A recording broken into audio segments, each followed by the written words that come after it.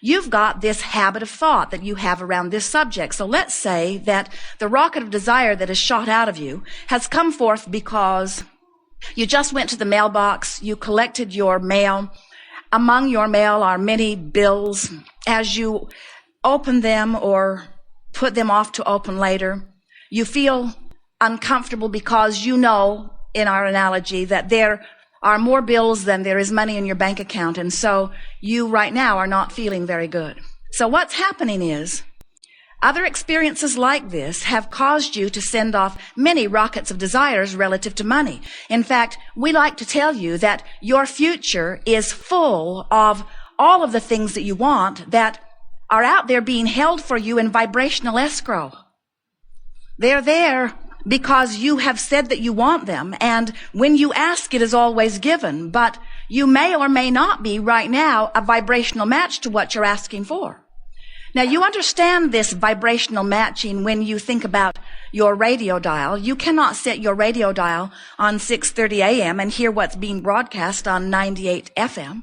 You know that your tuner receiver has to be on the same frequency as the broadcasting tower. And this is the same sort of thing. This law of attraction is based upon these vibrational frequencies. So you can't have your vibrational frequency set on, I don't have enough money, and be asking for more money and match up. You're not a vibrational match to more money when you are feeling the discomfort of not having enough money. So what the art of allowing is really about is learning little by little to tweak your vibrational frequency until it matches up with your desire. And we call that, or we are beginning to call that, vibrational relativity. In other words, the vibrational relationship between what I'm focused upon right now and what I'm really wanting. Now, anytime you give your attention to anything, no matter how brief it is, as you give your attention to something, whatever it is that you're focused upon, activates a vibration within you. Now that word activation and that word focus, those are important words because that's the basis of all of this creative genius that you're about. As you give your attention to something, whether you're remembering it from the past, whether you're observing it in your now, or whether you are contemplating it or imagining it in the future, whatever you're focused upon causes an activation of a vibration within you.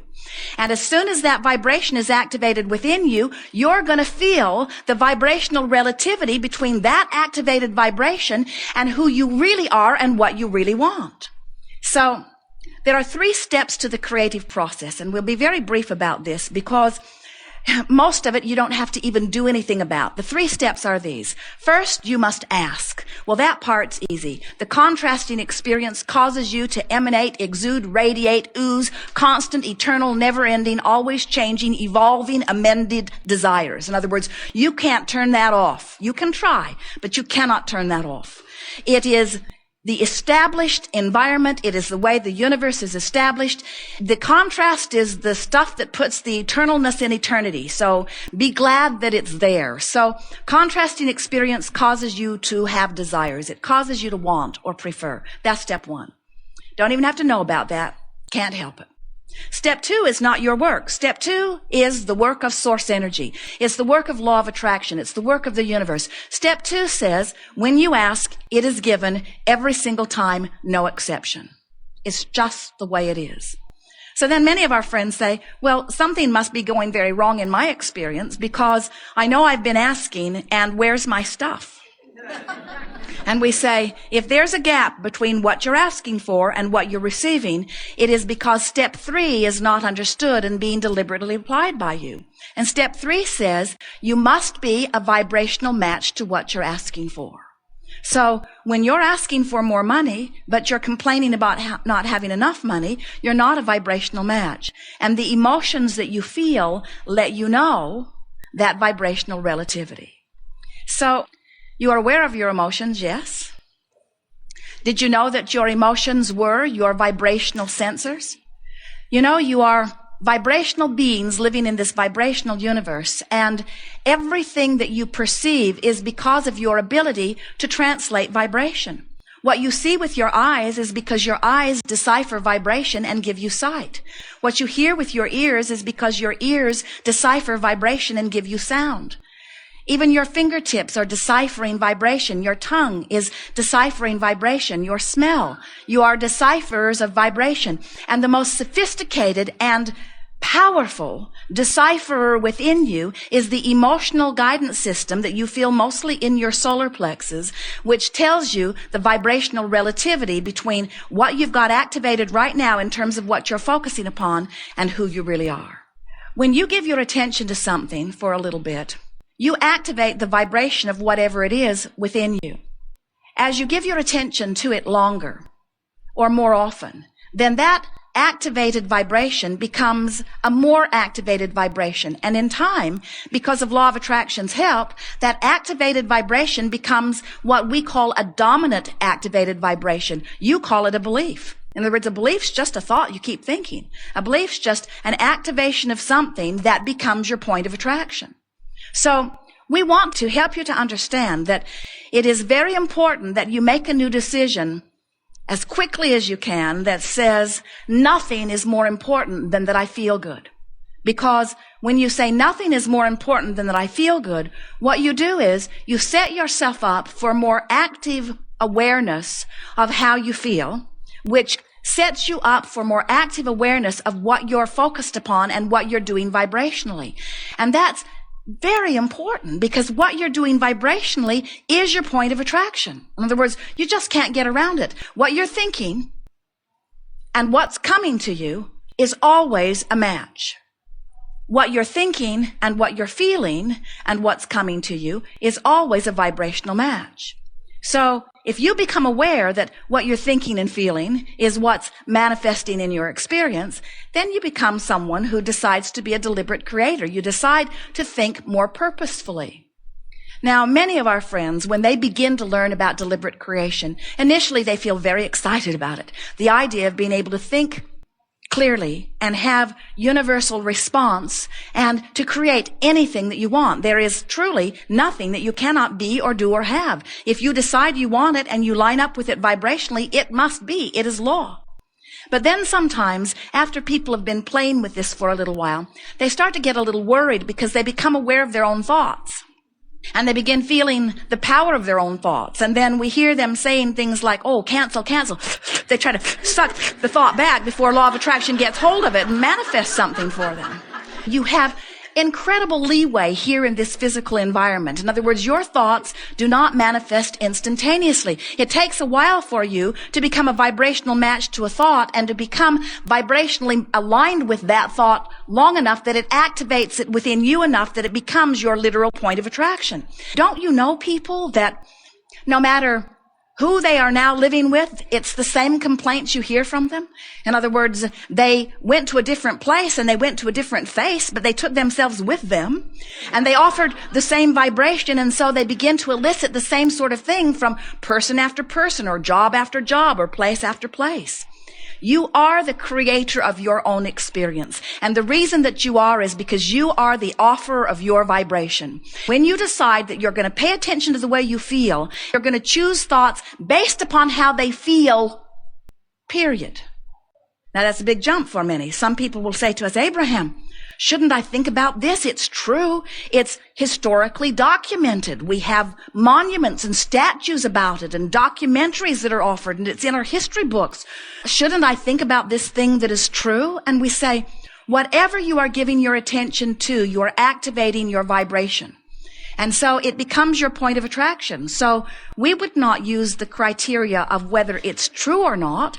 We would use the criteria of how I feel when I focus upon it as our measurement about what we give our attention to. There are a whole lot of wonderful things that are true that you could focus upon, and there are a whole lot of not so wonderful things that you're not wanting to attract into your experience. And so the art of allowing is really about understanding that you are an extension of source energy, and that source energy that is really who you are, this ongoing eternal part of you, is pure positive energy, that there is no resistance that would be discernible by you in that non-physical energy connection. And when you take the time to choose the thoughts that allow you to feel that full connection between you and you, now you are beginning to live your life in the way you've intended. Lighten up on yourselves. Give yourself a break and understand that you are pure positive energy beings, that you are eternally and always worthy, and that if things are not going well for you on any subject, it's not because you're bad. It's not because you've done something wrong. It's only because somehow, some way, you've got your vibrational tuner set to a vibration and you've practiced it long enough that law of attraction's given you more stuff like that. And it's not the easiest thing in the world to all of a sudden think a thought that's different than the thought you've been thinking. In other words, you've practiced that thought. It's become part of your vibration. But if you make a decision that nothing is more important than that I feel good, your vibrational relativity will continue to show you that you can find a thought that feels better, and then you can find another thought that feels better, and then you can find another thought that feels better.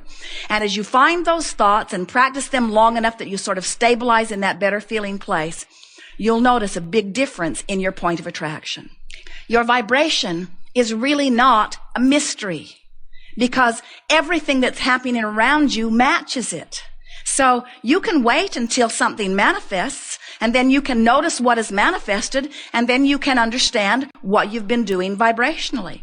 We call that post-manifestational awareness.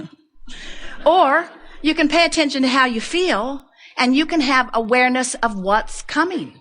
In other words, when you start really caring about how you feel and you start guiding your thoughts based upon how they feel, not based upon how true they are or the fact that it actually happened or the fact that it's actually happening in your experience right now, now you have power in your own experience. We were visiting with a woman one day who had been listening to us for a while. So she understood intellectually this idea of deliberate creation. And she said to us, Abraham, I have arthritis in my hips, and it is very painful. Painful when I stand, painful when I sit, painful when I walk, even painful when I try to get into bed. How can I be living this experience that is so big and always present? How can I offer a vibration that's different from that? What is so not what I want. How can I create something different than what is when I'm looking at what is? And we said, you can't. You have to find a way of focusing differently. You cannot look at what is and change it, because as you look at what is, the vibration of what is active within you, and that's your point of attraction. No matter what it is, if you're looking at what is causing you to offer your vibration. So he said, you have to find a way of looking beyond what is. See yourself as living two concurrent journeys. There's the action journey of what I've come to now. This is how much money I've got in my bank account, and this is the relationship I've got going with my boyfriend, and this is how my daughter treats me, and this is how my body feels. In other words, this is what is right now, this red hot minute. That's what is.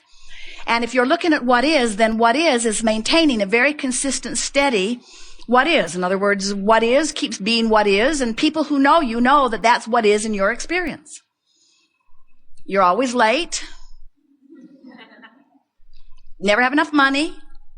Or you're always happy, and everything always goes your way. In other words, what is how you've been offering vibration. That's what is. But concurrently with this action journey of what is an emotional journey running right alongside.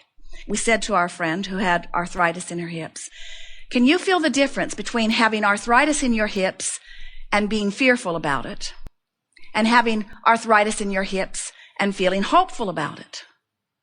Because the difference between fear and hope, vibrationally, is the difference between arthritis subsiding or maintaining and getting worse.